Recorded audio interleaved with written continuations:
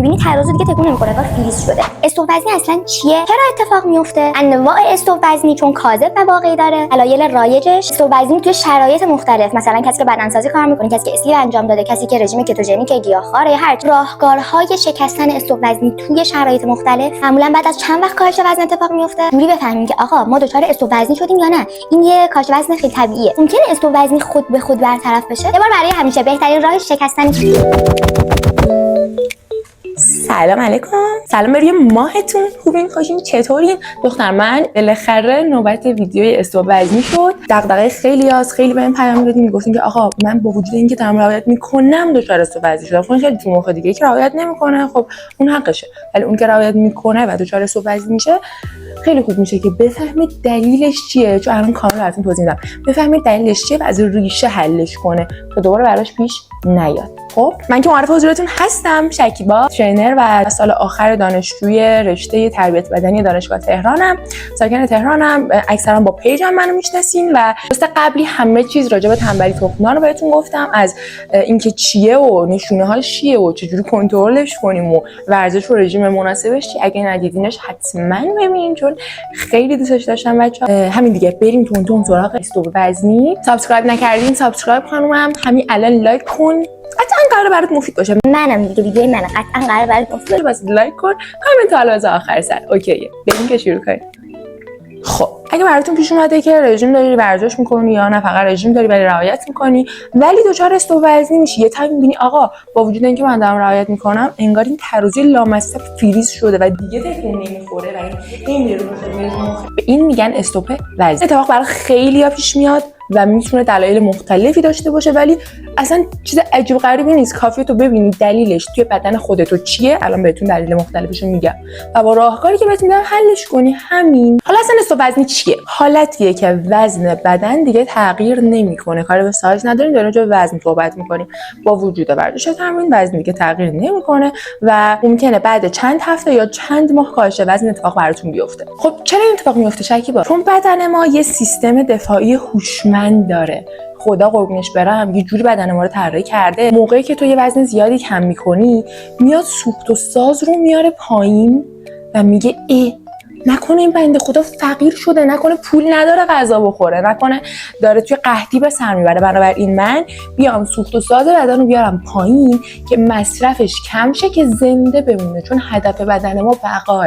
یه حالت دیگه هم داره وقتی که هورمونامون دچار یه نوساناتی میشن و از لحاظ داخلی ما میریزیم به هم. پس در واقع بدن اشتباهی میاد یه فکری میکنه و طبق اون میاد روی کاهش وزن تو تاثیر میذاره. حالا تو اون تایم هرچی هم زور بزنی تا وقتی که دلیل قطعیشو پیدا نکنی نمیتونی حلش کنی. انواع استوب وزنی چیه؟ خیلیاتون نمیدونستین، ولی استوب وزنی میتونه واقعی یا کاذب باشه. اول کاذبو بگم. بعضی وقتا تو واقعا وزنت داره میاد پایین ولی بدنت یه مقدار آب توی خودش ذخیره میکنه و به اصطلاح پف میکنه که معمولا نزدیک پریود خانوما یا وقتایی که یه نوسانات هورمونی داریم اتفاق میفته. این تایم تو داری وزن کم میکنی ولی عددت روی ترازو نشون نمیده. به این میگن کاذب. تو پی ام اس و قاعده‌ای زیاد اتفاق میفته و این کاذبه اصلا نیاز به تلاش تو نداره، این خودش رفع میشه. خب ولی استوب وزنی واقعی اینجا دیگه واقعا وزن تغییر نمیکنه و تو باید بری سراغ مقابله کردن باش. این جدول براتون فرق استوب وزنی واقعی و کاذب نشون دادم. استوب وزنی کاذب کوتاه مدت‌تره، واقعی بلند مدت‌تره. از لحاظ تایم استوب وزنی کاذب کوتاه و موقتیه ولی واقعی طولانی و ثابته. از لحاظ کاهش درصد چربی استوب وزنی کاذب ادامه داره اون چربی سوزی تو ولی نشون نمیده ترازو، ولی استوب وزنی واقعی واقعا چربی سوزی متوقف میشه. دلیل استوب وزنی کاذب احتباس و همون نگه داشتن آب، تغییرات و نوسانات هورمونی و نزدیک بودن به تایم پریوده، ولی واقعی دلیلش کاهش متابولیسمی که گفتم خود بدن میاد این کارو انجام میده به خاطر کاری که تو انجام دادی. میتونه به خاطر عادت کردن بدن به رژیم و ورزش، کمبود کالری چیدن باشه. اینا رو در ادامه براتون توضیح میدم. راه حل استوب وزنی کاذب صبور بودن، آب کافی خوردن و کم کردن نمک، چون نمک باعث میشه آب توی بدن بمونه. استوب وزنی واقعی بهتون میگم. دلایل رایج دوچار شدن به این استوب وزنی چیه؟ اولی سوخت و ساز بدن تو یا همون متابولیسم میاد پایین. دومیش بدن به برنامه قبلی که داشتی عادت میکنه. برای همینه که میگم آقا برنامه‌تون رو باید هر یه تایمی که میگذره تغییر بدین، چون بدن ما هوشمنده، عادت میکنه. کم شدن حرکت روزمره بعد چند ماه به خصوص خیلی میتونه خودشون نشون بده. کسایی که کلا قدم‌های روزانه و حرکات روزمرهشون کم و زیاد میشینن، کارشون نشستنیه، این خیلی ممکن دلیلش باشه. استرس و کمخوابی که انقدر توی پیجم راجع به استرس براتون صحبت کردم که دیگه همتون باید فول باشی. استرس و کمخوابی میتونه روی بالا بردن هورمون کورتیزول و کاهش چربی سوزی خیلی موثر باشه. توی ویدیوی تنبلی تختان که ویدیو قبلیه راجع به این کنترل استرس و خواب خیلی توضیح دادم، برید اون قسمتش رو حداقل ببینید. داروها یه وقتایی تو یه سری داروهایی که داری مصرف می‌کنین که بدون اینکه بدون روی چربی سوزی موثر، مثل کورتون یا داروهای ضد افسردگی و مشکلات پزشکی تیروئید یا کبد چرب هم میتونن باعث توقف کاهش وزن و چربی سوزی تو بشن.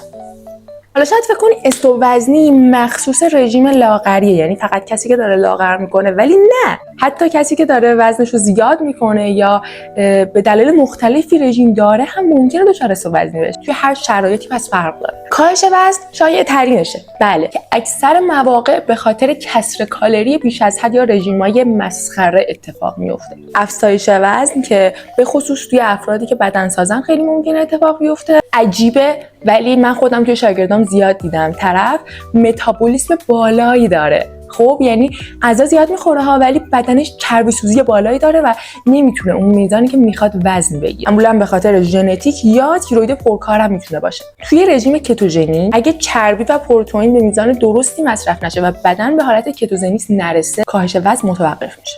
فستینگ یا روزه داری با اینکه تکنیکیه که خیلی معروف شده، خیلی دوستش دارن انجامش میدن و میتونه با درست انجام ندادنش باعث استوب وزنی بشه خودش. بدنسازی که بدنسازی کار میکنن، حالا چه مبتدی چه حرفه‌ای، وقتی بدنشون به تمرینات دائم تکراری عادت کنه ممکن دچار استوب وزنی و سایزی بشن. پیشرفت برنامه بدنسازی نکات زیادی داره. موقعی که از یه مربی برنامه میگیرین بهش اعتماد کنین و طبق گفته خودش، طبق اون تایمی که میگه برنامه‌تون تغییر بدین و هی نگید آقا برنامه جوری که من میخوام نیست، اونجوری که من دوست دارم نیست، نمیدونم پاشو زیاد کن، بالا تناشو زیاد کن. نه، یه بالانسی وجود داره که باید رعایت بشه و اگه اون بالانس رعایت نشه، حتی شاید تو عاشق اون برنامه باشی ولی اون برنامه دیگه رو جواب نده. یا مثلا من میبینم طرف 1 سال داره یک برنامه تمرینی میزنه. خب دورت بگم تو نمیتونی تمام عضلات رو توی یک برنامه تمرینی جا بدی. برنامه رو اصلا عوض میکنیم که هر سری، چون هر سری باید تمرکز روی یه عضلات خاصی باشه. امان بعد از جراحی ها مثل اسلیپ و بایپس که خیلیا به خاطر رژیم غلط یا کم تحرکی بعد از این که حتی عمل جراحی انجام دادن دچار استوب وزنی میشه. و بعد از زایمان، این یه موردو من دستتون رو میبوسم مامانای خوشگل و خیلی چیز طبیعیه، میتونه به خاطر خستگی، استرس، بیخوابی، به هم ریختن هورموناتون باشه. حالا راهکار شکستن استوب وزنی چیه؟ بخش جذاب ویدیو. اولیش تنوع بده توی تمرینت. بیا ورزش‌های جدید امتحان کن، یا مثلا اگه فقط کاردیو کار میکنی، همش میری هوازی میزنی، بیا تمرینات قدرتی رو بهش اضافه کن. قدرتی باعث عضله سازی میشه و عضله سازی حتی توی خوابم برای تو چربی میسوزه. یا برعکس، اگه همش قدرتی کار میکنی، بیا کاردیو رو کنارش اضافه کن که اینجوری چربی سوزی میتونه کمکت کنه. یا اگه جفتش رو داری، مثلا بیا تمرینات HIIT رو بهش اضافه کن. هم توی ویدیوی تنبلی تخم‌دان راجع به HIIT خیلی صحبت کردم، هم الان دوباره میگم. HIIT High Intensity Interval Training یه سیستم تمرینیه که تمرینات پرفشاره و واسه چربی سوزی خیلی خوبه، هم واسه بچهای تنبلی تخم‌دان خیلی خوبه. اصلا مبحث این ویدیو فروش دوره نیستا، دارم بهتون اطلاعات میدم که اگر راهکارهای دیگه جواب نده، این راهکارم داشته باشین تو جیبتون. بکوب از نوساز 2 یه دوره‌ایه که توی خونه میتونید انجامش بدید، یا حتی میتونید قاطی کنید با تمرینات خودتون. 3 روز در هفته تمرینات خودتون رو انجام بدید، اون 3 روز دیگه‌اش که توی خونه اید بیاید بکوب از نوساز 2 رو بزنید. تمریناتی که پرفشارن و توی تایم کوتاه کالری سوزی بالایی دارن. این کالری سوزیای یه ذره که هر روز اضافه بشه میتونه تو رو از این استوب وزنی در بیاره. دومیش میشه بازبینی کالری مصرفی. ممکنه تو بیشتر از نیاز بدنت داری کالری دریافت میکنی یا برعکس کمتر از نیاز بدنت داری کالری دریافت میکنی. هر دوتای اینا میتونه توی وزن تو خیلی تاثیرگذار باشه. بیشتر از نیاز که خب مشخصه، مثل خیلی از وقتایی که آقا تو فکر میکنی رژیمی داری رعایت میکنی ولی یه سری عادتای کوچولو چه میدونم خوردن شیرینیجات کنار چاییت، یه سری خوردن شیرینیجات کنار چاییت، بیش از حد مصرف کردن کربوهیدرات، اینا میتونه باعث بشه با اینکه تو فکر میکنی داری رعایت میکنی ولی کالری مصرفیت بره بالاتر از نیاز بدنت.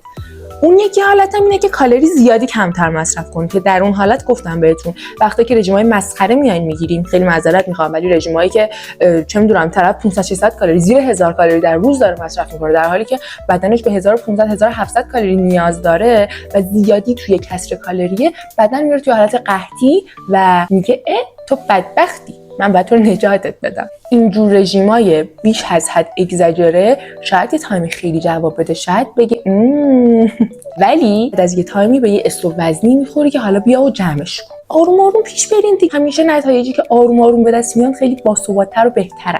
سومیش افزایش پروتئین. تحقیقات نشون داده که پروتئین میتونه متابولیسم شما رو بالا ببره و باعث باشه که شما مدت طولانی تری سیر بمونید. حالا چرا؟ پروتئین توی اون فرآیند هضم و جذبش توی بدن انرژی زیادی از بدن میگیره. اون انرژی که از بدن میگیره باعث میشه تو انرژی مصرفیت بره بالا و اون جریان بالانس کالری. از اون طرف این بیشتر طول میکشه تا هضم بشه و طولانی تر تو سیری مادر جان. استرس و کمخوابی طبق مدیکال تودیز نیوز که استرس و کمخوابی مستقیما روی هورمونای ما اثر میذاره و همینطور روی چربی سوزی. پنجمیش آب بخور دورت بگردم. هم آبی هم میتونه متابولیسم بدن رو بیاره پایین. بله.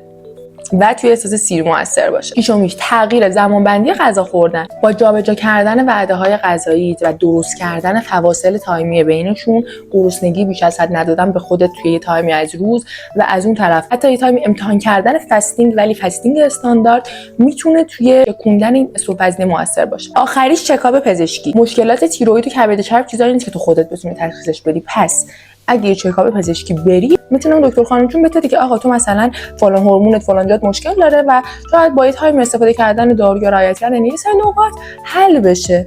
استوب وزنی معمولا بعد از چند وقت اتفاق میفته؟ اصلا نمیشه یک نسخه پیچید، ولی معمولا هم بعد چند هفته یا چند ماه، حتی واسه بعضیا بعد چند سال ممکن اتفاق بیفته که زمانش به ژنتیک تو، سبک زندگی تو و نوع رژیم و تمرین بستگی داره. چجوری بفهمیم که آقا ما استوب وزنی داریم یا نه کاهش وزن طبیعی داریم؟ اگه وزنت حداقل 3 تا 4 هفته ثابت موند با وجود اینکه تو رژیم داری و ورزشت هم می‌کنی، احتمالاً دچار استوب وزنی شدی. دلیل اصلی استوب وزنی چیه؟ سازگاری بدن با شرایط. آیا استوب وزنی خود به خود برطرف میشه؟